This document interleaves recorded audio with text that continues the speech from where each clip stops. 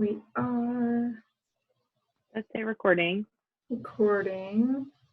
It is saying my internet is unstable. That's no bueno. Oh no. Oh, no. Well,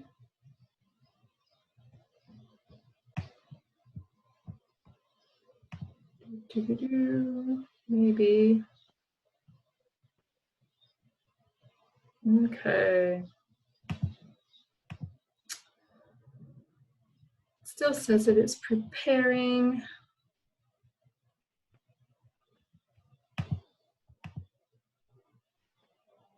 Are live on Facebook. But we are recording, and so we're just going to let Facebook do its thing, and hopefully it is there, and if not, we'll post the YouTube later. Yep. Sound bueno? Sounds good, because it's 8 o'clock and we can get started. Hi, I'm Mindy of MindyGets.com, along with my sidekick. I'm Erica with Lovejoy and Sprinkles. Yay! And our new... Sorry, I was taking a sip of my coffee. That's all right. You're in the coffee shop, so that's what you do. I am. La, la, la. One of these days. I like the paisley boho style in the back and the statue. I'd like to think maybe it's a nice little place in Brooklyn, maybe? Or in the Village. There we go. There you go. Cheers, Mama. Cheers, cheers. Yes, on this long weekend, Mm-hmm. in which people will probably be celebrating a little bit differently, although it's a holiday that celebrating just seems counterintuitive to me. But yeah, to all of our servicemen and women, we love, respect, and honor you. We are grateful for your service, even if we can't comprehend it. So thank you all, yeah. Thank you all, thank you all. Well said. Well said. And today, we are talking Tower Gardens, right? Yay! Yay! So, have a couple of videos we're going to try and maybe screen share a little bit later, and show you a little bit more of what that looks like. Internet was being all wobbly, so my one not so great picture of mine I closed down, and you'll miss out on that, but that's okay. The company created videos are way better, and so we're totally dressed in gardening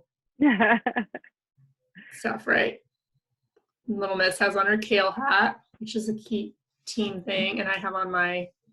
No, wait, come to my fingers. That's creepy. Gangster, Stephen Ritz of the Green Bronx Machine. Yeah, which is all part of the Tower Garden movement and increasing food security. So let's talk about what Tower Garden is first. Do you want to see a little video first? Do you think that would be a great? Ooh. Yeah, because we talk about it. What is it? Yeah, exactly. Let's see if I can do this little screen sharing. The only thing is, well, audio is not important. So if you can't hear anything, it's not the end of the world. You're not hearing. You're not missing. Okay, I was gonna say, that's usually the problem I have when I try to screen share. I haven't figured it out yet, although I do have a tech person I can ask about it, so I'm excited. One of these days I'll actually ask her. So we would like I'm watching to see if it shows up on my feed. Okay. All right. So there we go.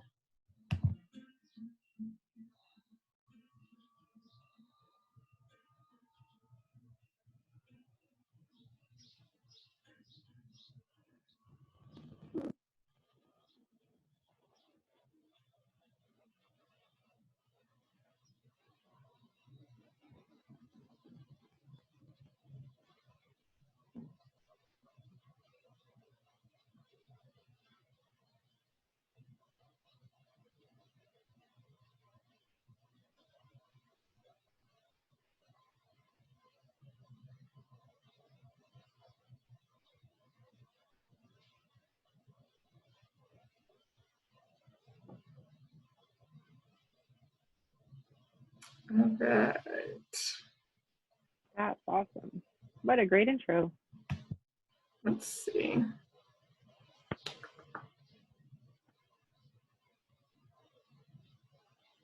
Doesn't. You should be able to unshare at the bottom. Kind of the same way you shared. Nope.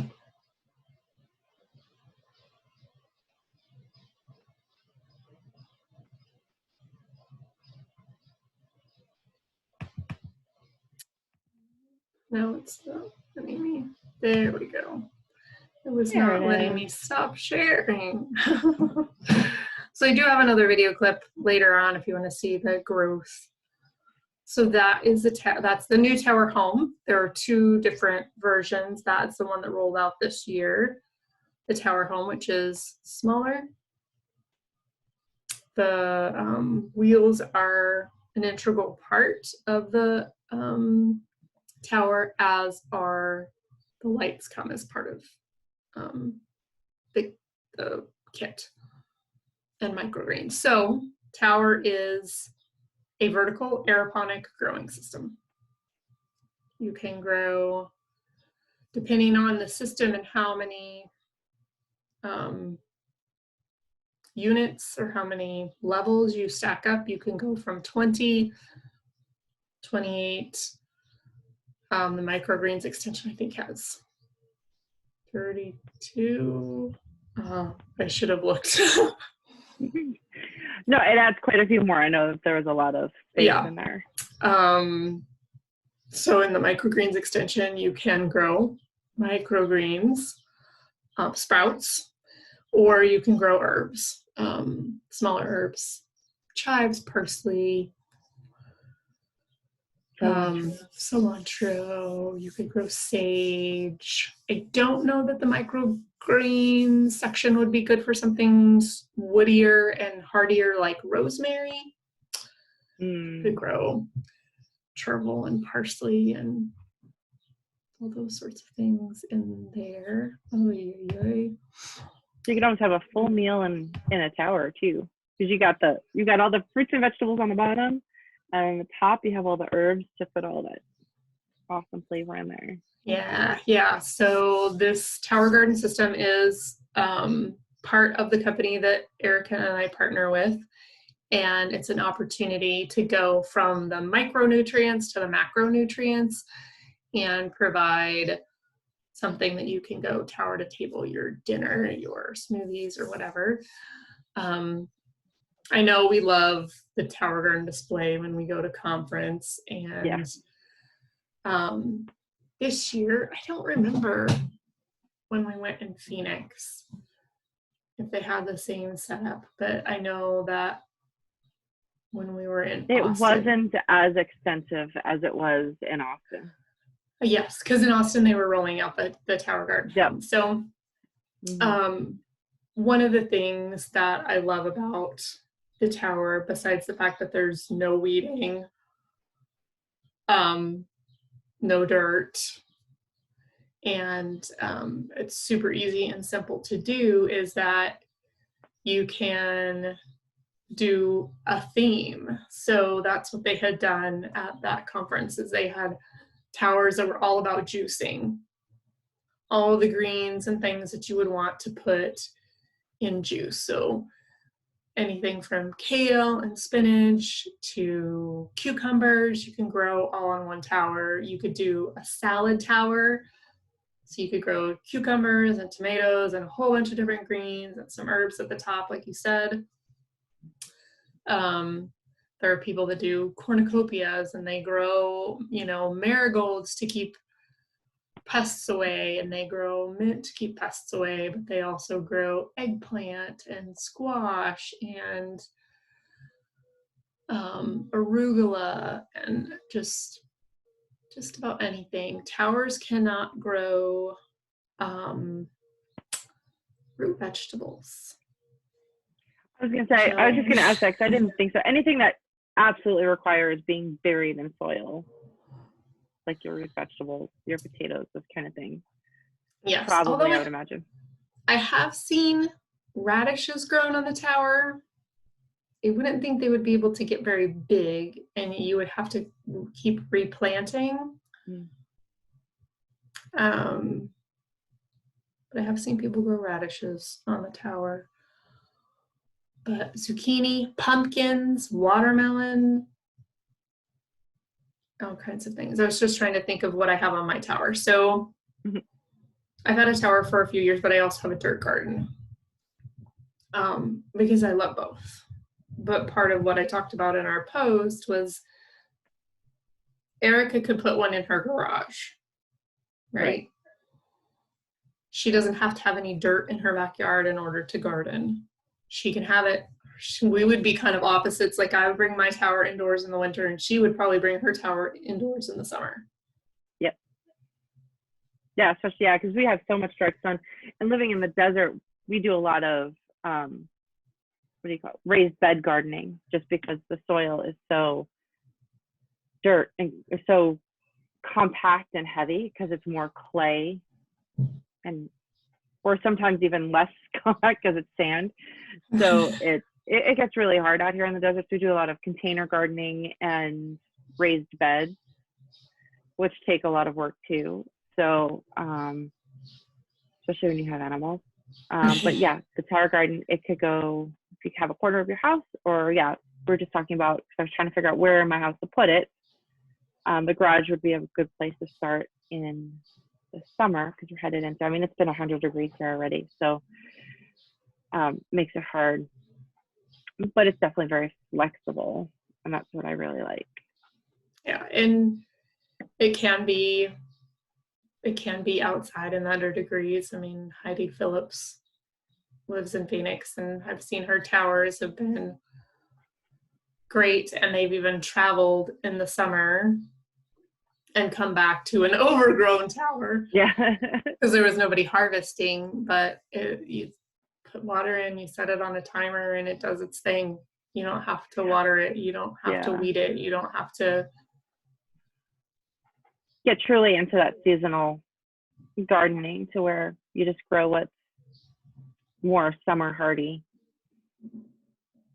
in the tower. Yes. Is it easy to, one of the things I haven't gotten into is it easy to set, not the setup physical, okay, assemble it, but like getting the seeds, right? What is that? Because I don't know much about aeroponics, but yes. So it is an aeroponic system instead of a hydroponic system. So hydroponics, they stay in water. Aeroponics, they are suspended, but they do get watered from the system. It's got a drip irrigation sort of system. And so they do get watered. You put the plants in either rock wool or coconut coir. So it's sort of a self-contained, dirtless little sack container for the seedlings to grow.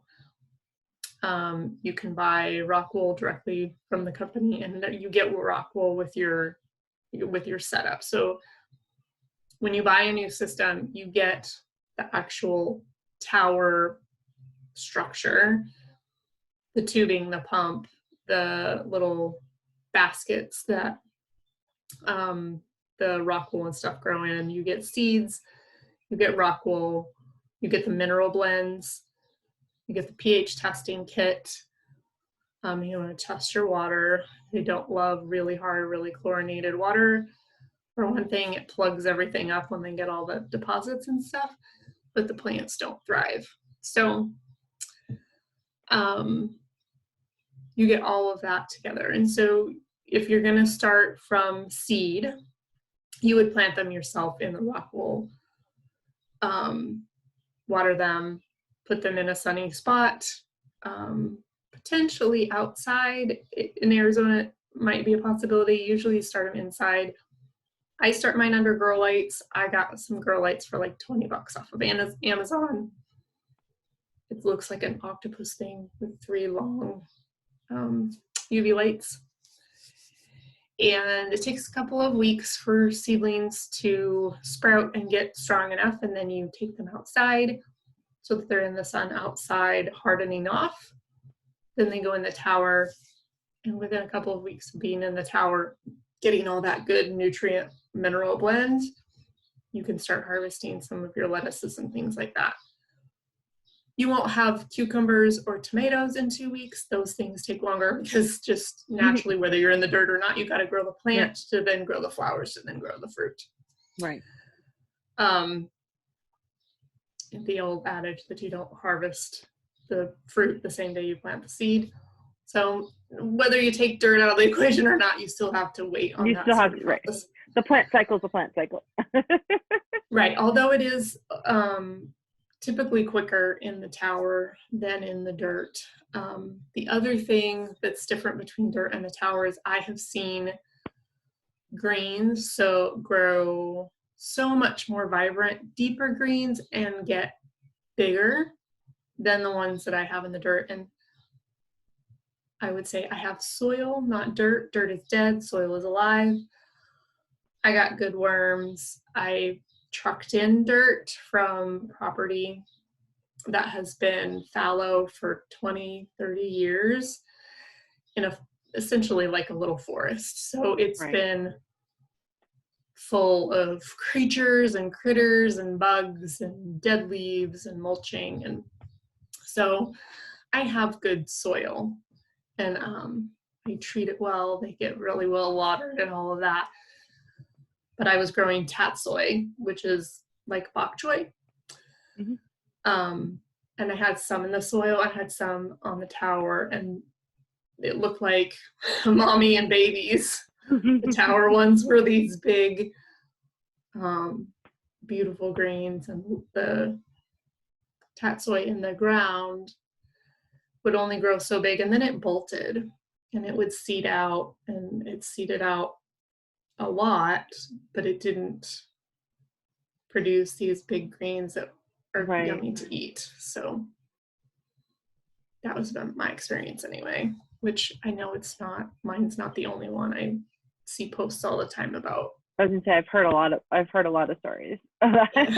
We have several teammates that have one and talk about the difference, like spinach leaves from the store and spinach leaves from whatever. So one of the reasons that we decided to talk about this is recently we have discovered what the breakdown of a food system could potentially be like, and what happens when you are 14 steps from your food source, right? If there are problems in any of those intermittent supply chains, there's this big separation, and it makes it harder to get food. The other thing that it's making people more aware of is how long it takes to get food from one place to the other, right? Well, just like us, as we age, we become less nutrient dense, right? Same thing with our food. The longer it sits around, the less nutrient dense it is, i.e. bananas go from green to yellow to brown spotted to sludge on your countertop, right? So when you have the garden in your backyard, you have the tower in your kitchen, you are getting food so full of nutrition, enzymes, and all kinds of good stuff right there that you aren't getting. You get more of if you buy it at the farmer's market. You get a little bit less when you buy it at the grocery store. You get a lot less when you buy this packaged, processed, something else food, right? So when you bring it right to your kitchen, you get more of what you're paying for, right? Right. Like, yeah. Well, and your body's able to then absorb so much more of the things that it needs to thrive too. Yeah. So if you're paying, $4 to $6 for this plastic container of spinach, it could have been harvested weeks and weeks ago. And it might still be green because they've sprayed it with something to help it stay green until it gets to you. Or you're frustrated because you pay that $4 to $6 and 3 days later it's sludge in your, because if it's set very long at the grocery store, even if in their colder coolers in the back, then by the time you get it to you, you've just, had half. Well, and especially right now with some of the transportation and supply issues, it's like you don't know how long, and I know they try to use refrigerated trucks and they try to do that because they do try to keep it as fresh as possible. But with the issues that we're having right now, you don't know, how long they were sitting before they got on the truck or how long they're sitting after they got on it. That step by step is being followed as much as it can, but there's gaps in the process because things are just taking longer too. So here you don't have those gaps. It's just that straight. And I think about the educational opportunities for kids too, not just about the food and the nutrition part, right? You get to see that and they get to see where the food comes from, but they also get to be a part of that process and they get to learn, right? So it's kind of, it's nutrition lessons and it's also science lessons at the same time. Because obviously Oliver hasn't gone through the lessons because he's still in preschool, but Harley's gone through the plant life cycle, bio lessons and stuff. And it still is, headed into high school. She's about to head into biology, so she'll learn more. But they get that chance to kind of see it in real life and not just draw the leaves on paper. Right. They actually get to see what that looks like. Oh, yeah. Well, for one, the company has developed an entire curriculum for different grade levels based on using this in classrooms. So it's totally available for sale to schools. I know people who have gotten educational grants to bring them into their classroom, and that's fantastic. That's one of the things that I'm passionate about, especially living in a rural area. It's amazing what people in our area don't know about plants and growing and organic farming and nutrition. And they would have that opportunity with this curriculum. And so even if you were a homeschooling parent, you would have access to that curriculum as a customer, or even if you're just a parent who wants to be able to answer more questions. I don't know about you, but it's been a few years since I've had cellular biology. So I could use some brushing up on some of those subjects and some of the terms and things. And I would want to have those so that my daughter could learn a little bit more. But it's science come alive when you're cleaning out the tower at the end of the season, or you have a plant that's gone through its cycle. So you plant a couple of seeds and they grow, like lettuces, they grow and they grow and they grow, and they get to a point where you've used up all of the seeds and they're not going to keep growing. So you have to take out that rock wool or the coconut coir and plant something else, put something else in there. And so you get to take it out, but there's all of the roots that are growing, and because they're not in soil, they're intact and they're visible. And so you take them out and it looks like this giant sea creature. You get to look at it and take it apart and take it out of the rock wool and explore what that looks like. And even seedlings, you get to see that a little bit when you're working with seedlings in dirt, but it's a little bit more visible in the rock wool and the coconut coir. And my daughter loves planting those and seeing the little things pop up. And of course, she's 4, so she's like, okay, we planted it, we watered it. Oh, you put it under light. Mom, it's not growing yet. It's not growing yet. Mama, right. We'll check on it tomorrow and hope she forgets and tomorrow becomes 3 days later, so that maybe there's something happening. Right. You use the proverbial, tomorrow's anything past today. Right now. Yes. This day. because my daughter, for some reason, doesn't understand the term today. I think she hears 2-day, like 2 days from now. Like, I think that's the way her brain processes it. So she says this day. Not tomorrow, Mama, this day. Tomorrow, 2-day. It just, anyway. No. It makes sense to me. Yeah.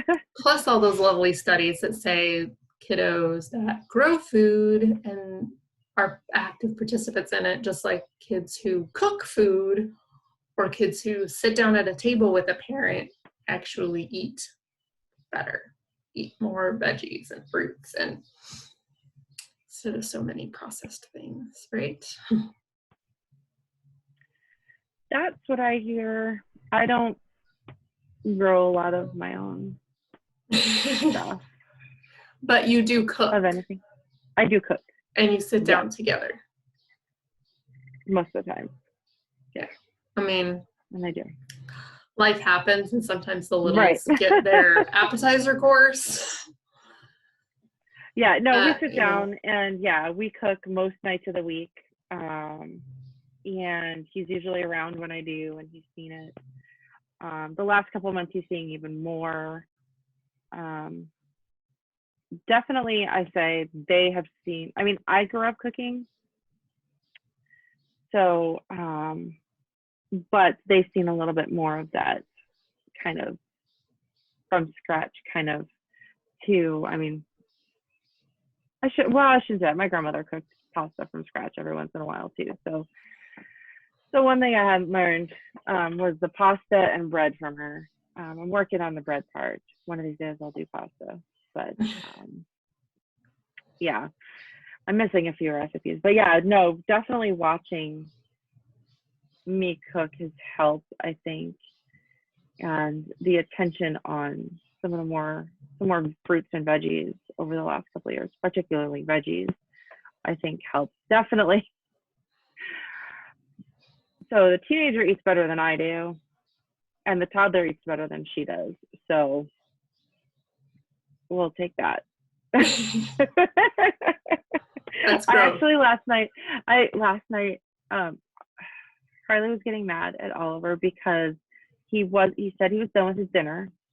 I made burgers and fries last night, and he said he was done with his dinner, had barely had any of his dinner, but then he started eating apples.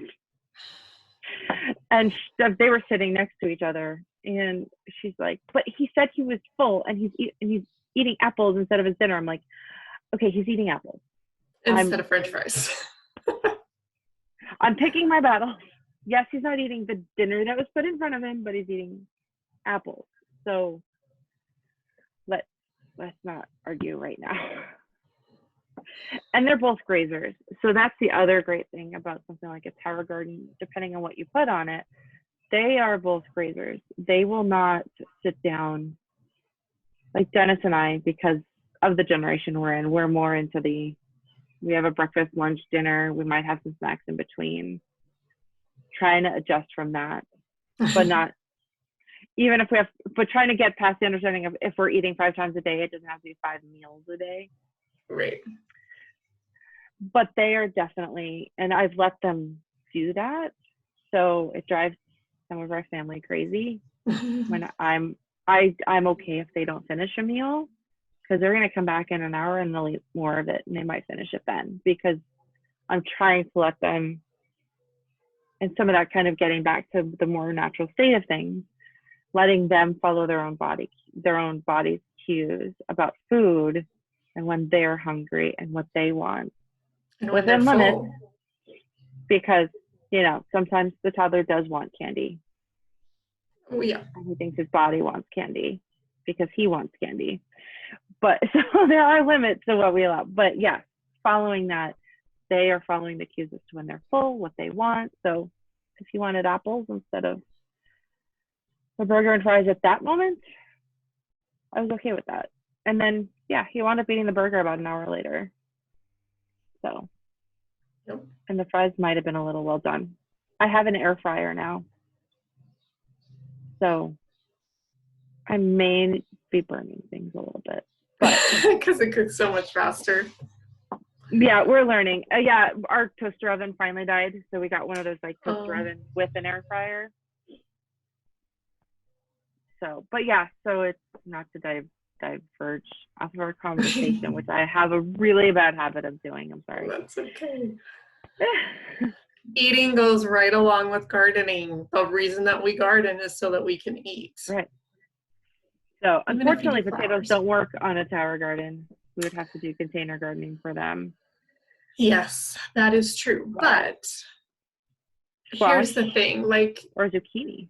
Yep, yellow squash, zucchini, pumpkins, watermelons, cantaloupes, cucumbers. You can grow okra, Brussels sprouts, all kinds of lettuces. You can grow cauliflower, broccoli. So in my Brussels tower, sprouts will grow even with because aren't those a pretty stiff stalk? Yes. So you're gonna only get one stalk out of a tower at a time, or out of one pot at a time. So bigger things like a tomato plant,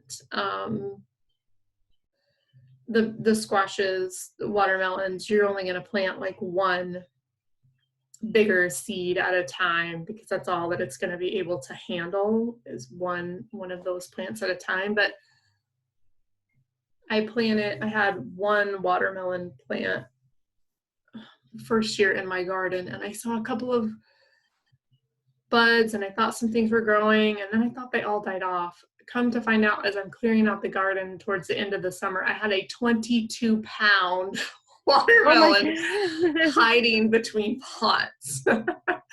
Oh my goodness. I don't know that you would get a 22-pound watermelon off of a tower, but probably you wouldn't, because somewhere along the way somebody be like, I'm harvesting that baby. Like at 12 pounds, you probably would have taken it off. Yeah. And it would be kind of a water hog at that point. You would be filling your tank a lot. And it probably couldn't hide as much. But so on the home version, I don't know if there are the supports for the really bigger plants. So it depends on where you placed the system. If you wanted to plant some of those bigger things, they would probably trail off and either be on the ground, or you would have to support those things in a different way. But it's amazing.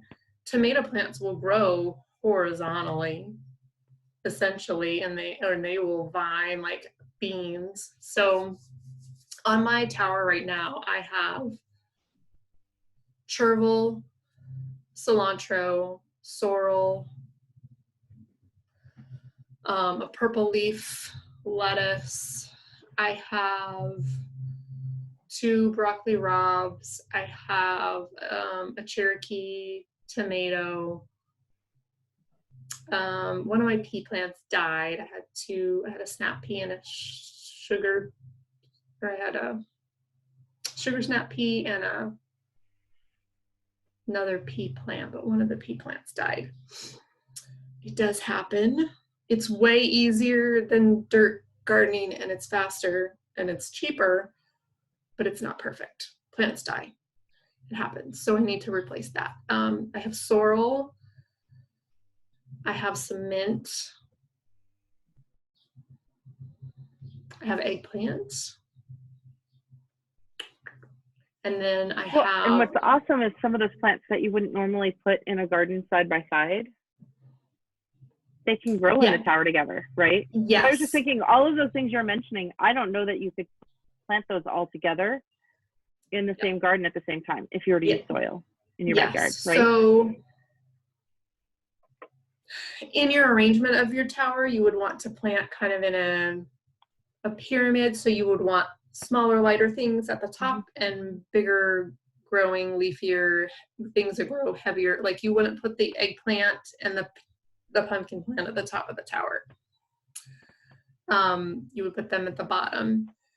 You may want to group it so that you had some marigold, and if you had a couple of tomato plants, you might put a marigold above the 2 tomato plants, because marigolds help get rid of pests.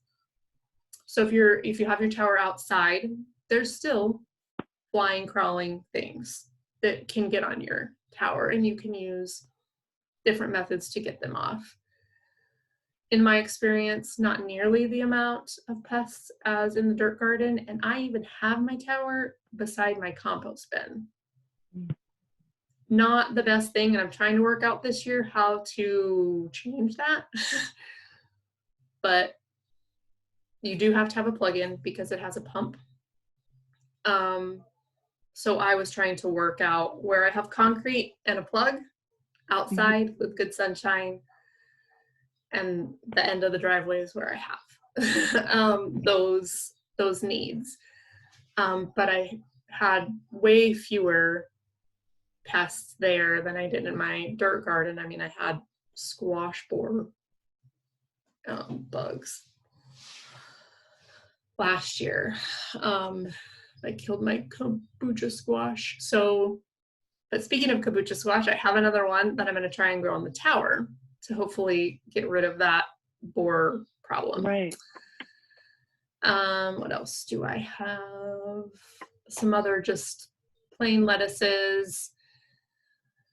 I have spots for 20 on my tower right now. So I have, what we showed you in the video was the Tower Garden Home, but we also have the Tower Garden Flex, which is the first system, and it comes with a dolly, and you can add lights to it if you wanted to grow inside. It's bigger. It has a cage that you can put on the outside, so you could grow some of those bigger things like pumpkins and tomatoes and vining peas and all of that. And it's a great system. I love it. Like I said, it even has a dolly, so a lot of schools will use that because it can go classroom to classroom. So it could get moved around. So if you had 6 third grade classrooms, they could each, have it throughout a month or whatever, and you just unplug it and take it to the next classroom and plug it back in, and they can have it for a few days. The Tower Garden Home also does have wheels on it, so it could be moved around and could be used in a school system as well. But I have the older version, and mine does sit on the dolly because I do tend to turn mine a little bit sometimes, just so that different plants are getting the sun exposure, right? Yep. Yeah. So not required, but just something that I do. But yeah, you might plant some of those things clustered together so that you have kind of a natural pest deterrent planted with some of the others. But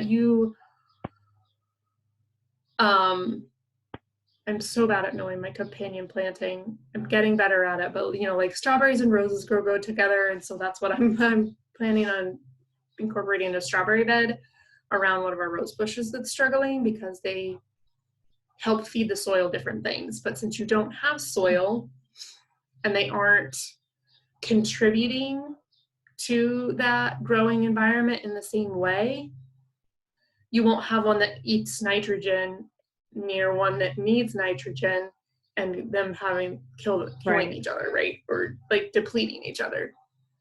So you can grow those things together in a tower, which is great. The other thing that I love, one of our teammates does a strawberry tower in the summer, which I love, but then you have 20 strawberry plants, and what do you do with them? So I'm thinking of adding some strawberry plants to my tower that I will transplant at the end of the season into dirt. Because some of those plants that might have a harder time at the beginning of their life, and you kind of want to get them established for a while, you could totally do in the tower. I thought about that this morning. I was like, oh, I have a hard time with strawberries. I've gone through 9 or 10 plants, and I have one that's still living. But I could start and have them on the tower, and they could be producing all summer. And then when it's time to either bring the tower inside or whatever, I could technically transplant them, or a little bit earlier, transplant them into the dirt, and then they can keep growing because strawberry plants come back. So that's an awesome idea. Yeah. So strawberries, backyard.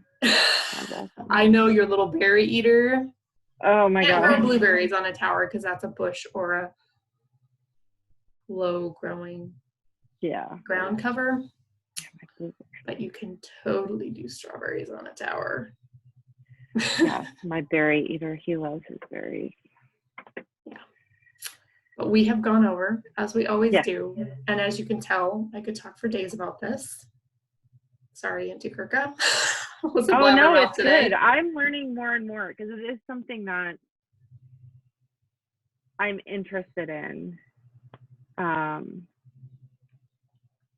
But I'm logistically trying to figure out, and then also doing a lot of the math, right? And trying to figure out how to fit that in. And what I love is that there are ways that you can do it. And when you look at your grocery bill and what you can remove from that and what you can replace with something that's a little bit,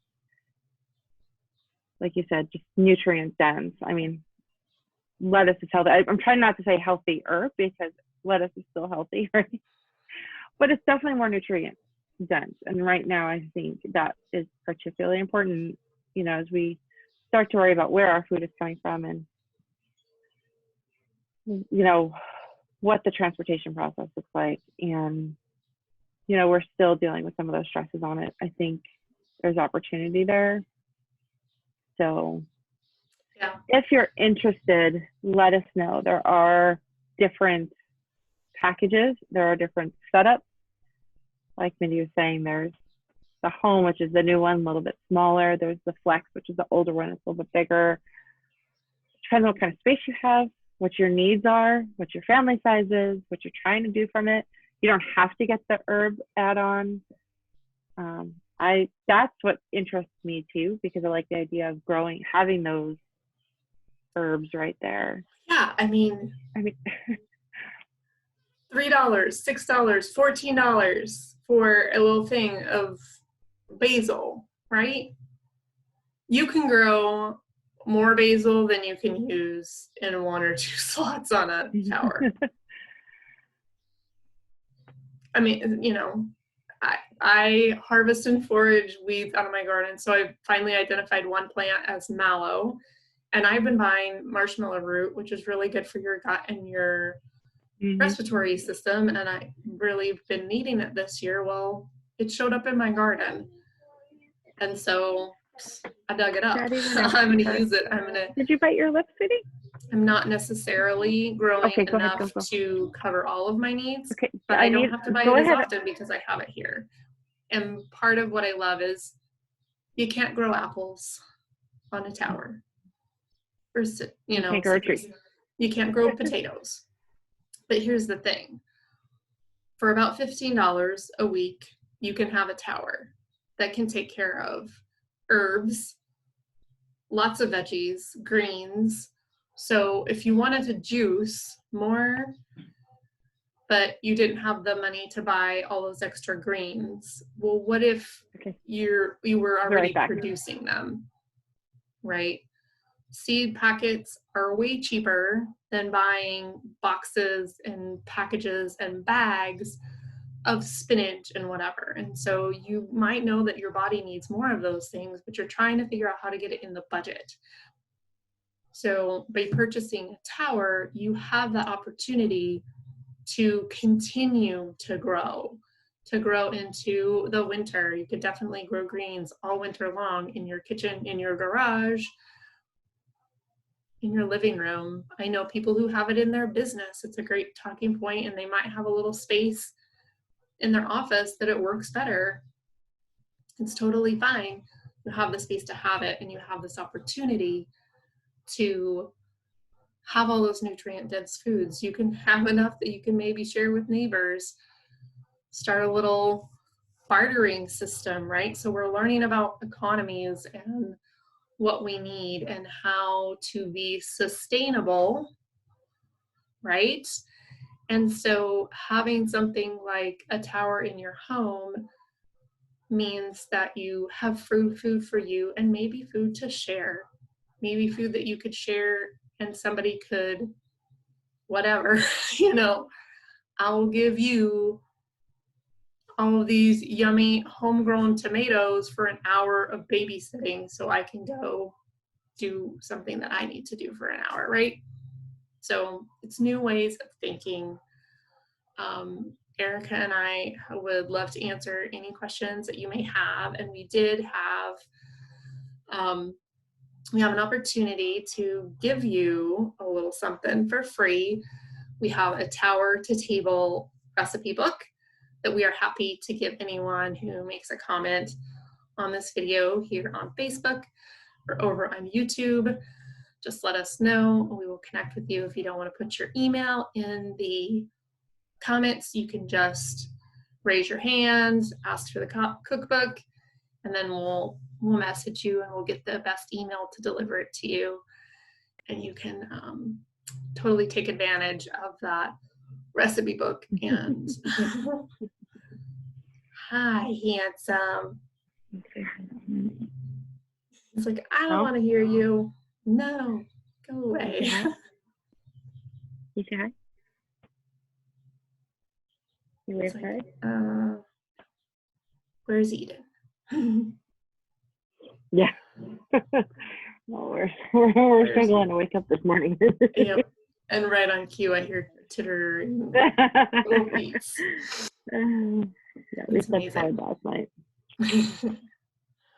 Alrighty, so I don't know about topic for next week. We'll figure it out. We'll see. It'll be the last day of May next week. Can you believe that? No, I can't. I'm pretty sure it's like February 3rd. Right? Right? Yeah, we'll figure out. We'll be here. We take suggestions. Yeah, if there's anything you want to talk about or questions that you have, we're happy to share. We're sorry for going long. We always do. Yes. We will see you around the block. Say bye. Bye. Say bye. Bye. Bye.